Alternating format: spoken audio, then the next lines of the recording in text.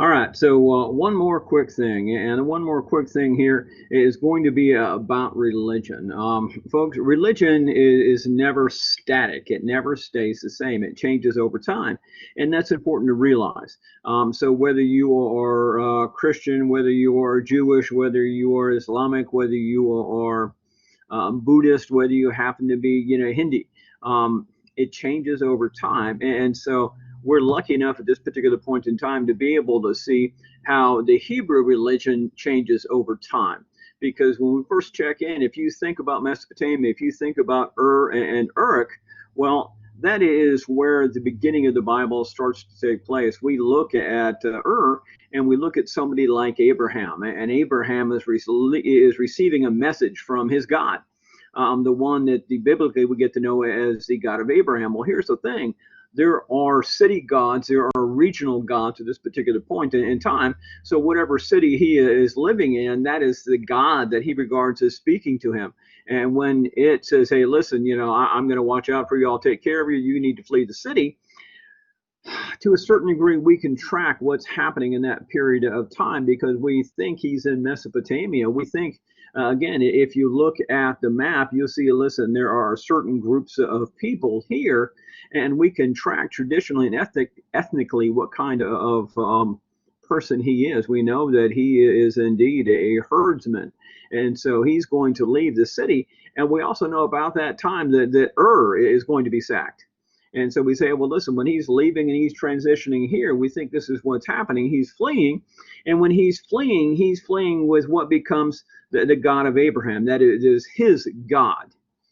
Well, listen, we know there's going to be a transition that he's going to leave. There's going to be the founding of the tribes in Israel itself, according to logistics of the Bible. But then we also know that there's going to be continued contact and continued transition. When he heads out that way, this God is the God of Abraham, and it's going to be the God of Abraham's family. And so this God is making a transition, not just the city, but it's going to become of these people. Okay. Well, we know also what's going to happen is that why these people are settled over here in Israel, they're going to be attacked, they're going to be looted, they're going to be pillaged, but we know at least one time they're going to be transported to Babylon. And why they're in Babylon, well, what's going to happen is they're going to encounter the Persians. When the Persians come in, they're suffering, the Hebrews are suffering the Babylonian captivity.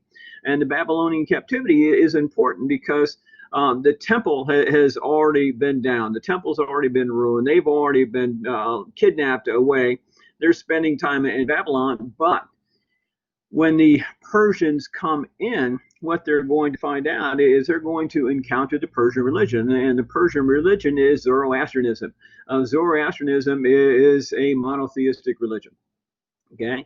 But it has a duality to it, a balance between light and dark, good and evil. The idea being is there is a monotheistic God. There's a creator being, that's Ahura Mazda. Ahura Mazda is going to create everything. And among the everything he creates is also going to be Ahriman. And Ahriman is what we think of more as the devil. He is his opponent, and he creates them both. And what happens, it is a battle between light and dark. And yes, that's simplistic if you're, of these folks, but that's the best I can do for you. The idea being is it's a struggle, a lifelong struggle. And what happens is Ahura Mazda wants you to live a good life. He wants you to be kind to other people, and so you'll be rewarded in the afterlife. Also, it talks about an eschatology, and eschatology is the end time. It will be the end of the titanic struggle between light and dark. It will be when Ahura Mazda finally is able to cast down Ahriman and finish the struggle. And that's about the end time of this religion. And that's important because the Hebrews are going to run into this, be emphasized by this before their return to Israel to rebuild the temple. And then again later on, they're going to be in Egypt. They're going to be in Egypt in that new kingdom when Akhenaten is literally going to say, okay, let's toss out the temple. Let's toss out this pantheon of gods and goddesses. Let's say, boom, there is one God here, and that God is Aten.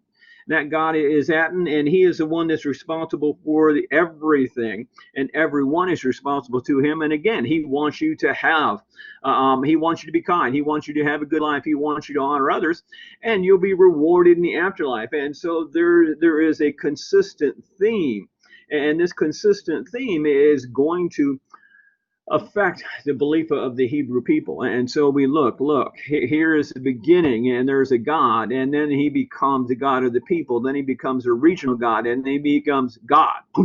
God. There's only one, sorry. And so He becomes that. And then we start to transition. Look, there's a reward in the afterlife. There's an eschatology. There's a casting down. And so that's going to influence the beliefs of how we see things, or at least, pardon me, how the Christian religion and how the Hebrew religion sees things. And so it's going to be an evolution in the belief.